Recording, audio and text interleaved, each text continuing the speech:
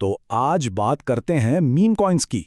ये एक ऐसी अजीबो-गरीब दुनिया है जहां एक इंटरनेट का मजाक रातों रात अरबों डॉलर की चीज बन सकता है। ये एक ऐसी जगह है जहां फाइनेंस, टेक्नोलॉजी और इंसानों का आपस में यकीन सब कुछ एक साथ मिल जाता है। चलें इस दिलचस्प दुनिया को समझने की कोशिश करते हैं। कम से कम अभी के लिए तो ये कोई स्कैम नहीं है। ये अल्फाज एक ऐसे शख्स के हैं जिसने शुरू में ही एक मीम कॉइन में पैसा लगाया था, और यही एक जुमला इस पूरी बहस की जड़ है। क्या ये वाकई पैसा कमाने का एक नया तरीका है, या फिर बस एक बहुत बड़ा धोखा है जिसके फटने का सब इंतजार कर रहे हैं? अच्छा, तो सबसे पहले ये मीम कॉइन आखिर है क्या?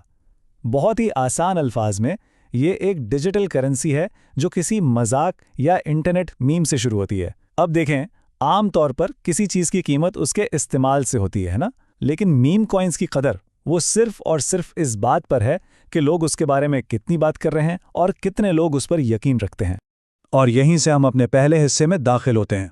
ये समझना बहुत ज़रूरी है कि भला एक मजाक, एक लतीफ़ा आखिर अरबों डॉलर की इंडस्ट्री में कैसे बदल गया, क्योंकि इसका जवाब ही इस पूरे खेल को समझने की चाबी है। तो ये सारी कहानी शुरू हुई डोजकॉइन से। इसे दो इंजीनियर्स ने सिर्फ मजाक मजाक में बनाया था, क्रिप्टो करेंसी की दुनिया पर एक तंज के तौर पर। उनका ख्याल था कि इसे कोई भी संजीदगी से नहीं लेगा, लेकिन इंटरनेट ने इस मजाक को कुछ ज्यादा ही संजीदगी से ले लिया। खास तौर पर जब एलॉन मस्क जैसी मशहूर शख्सियत ने इसके बारे में ट्वीट्स करना शुरू की तो इसकी कीमत आसमान पर पहुंच गई, और अचानक ये साबित हो गया कि एक मजाक भी आपको अरबपति बना सकता है। और ये मत समझें कि ये कहानी सिर्फ डोजकॉइन पर ही खत्म हो गई। इसके बाद तो एक लाइन लग गई, शिबा इनू आया जिसे डोजकॉइन किलर कहा गया। फिर तो सियासतदानों से लेकर हर तरह के मीम्स पर कॉइन्स बनने लगे। जरा इन नंबर्स को देखें, दिमाग घूम जाता है। ये जाहिर करता है कि सिर्फ हाइप और एक मजबूत कम्युनिटी के बल पर अरबों डॉलर की वैल्यू बनाई जा सकती है।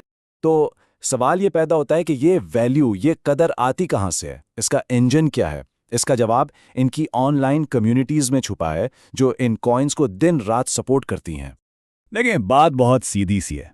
इन कॉइन्स की अपनी कोई अंदरूनी कदर नहीं है, ना इनके पीछे कोई कंपनी है, ना कोई सोना। इनकी कीमत सिर्फ इसलिए है क्योंकि लोग मानते हैं कि इनकी कीमत है। ये एक डिजिटल कबीला है जिससे एक बहुत ही सादा सा ख्वाब जोड़ता है, चलो सब मिलकर अमीर बनते हैं।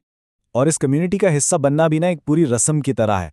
नए लोग आते हैं, वो यहाँ की ज़ुबान सीखते हैं, जैसे हॉडल, यानी चाहे कुछ भी हो जाए अपने कॉइन्स को बेचना नहीं है। फिर वो खुद इस कॉइन की प्रमोशन में लग जाते हैं, और आखिर में अंजाम दो में से एक होता है, या तो वो बहुत बड़ा मुनाफा कमा कर निकलते हैं या अपना सब कुछ गंवा कर। तो इस कम्युनिटी के अंदर जिंदगी चलती कैसे है? हर कोई हर वक्त कॉइन की मार्केटिंग कर रहा होता है, नए खरीदारों को लाने की कोशिश में। सब अपनी वफादारी का ऐलान करते हैं, और जब कीमतें गिरती हैं तो वो इसे खरीदने का एक और मौका कहकर खौफ को दूर करते हैं। ये सब एक साइकोलॉजिकल गेम है ताकि सबका भरोसा और यकीन कायम रहे। लेकिन क्या होता है जब ये भरोसा टूटता है? ये वो जगह है जहां ये मजाक एक बहुत ही खतरनाक और संजीदा खेल में बदल जाता है। ये मीम कॉइन्स का तारीख पहलू है। इस दुनिया की सबसे मशहूर स्कीम है रग पुल। इसका तरीका बहुत आसान है।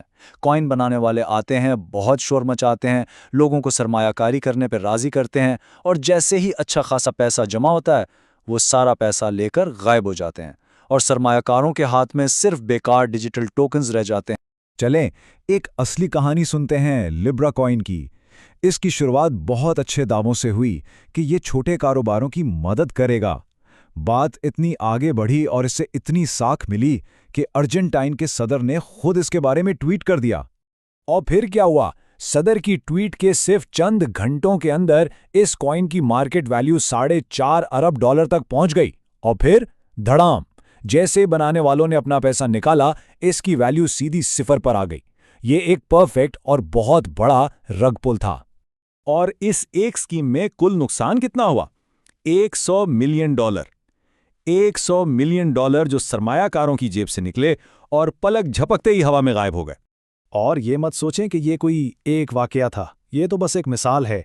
शार्क कॉइन का स्कैंडल हो या वस्ती अफ्रीकी जमहूरिया का CAR कॉइन, कहानी हमेशा एक ही रहती है: हाइप, पैसा और फिर धोखा।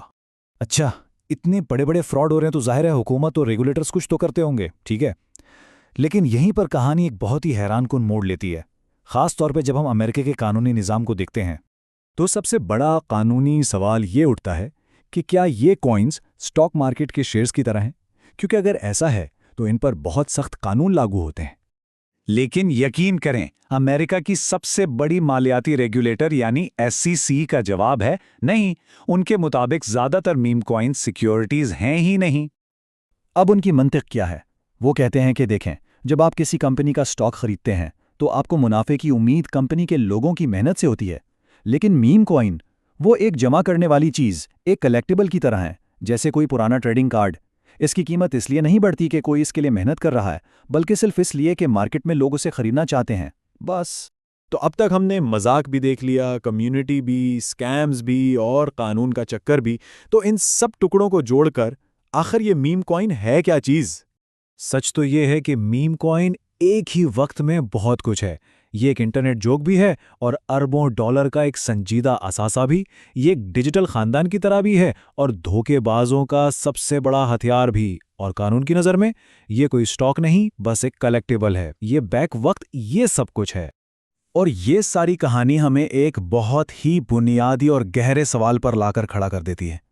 अगर एक ऑनलाइन कम्युनिटी सिर्फ अपने यकीन के बल पर एक मजाक से अरबों डॉलर की वैल्यू बना सकती है, तो फिर वैल्यू या कदर का असल मतलब क्या है?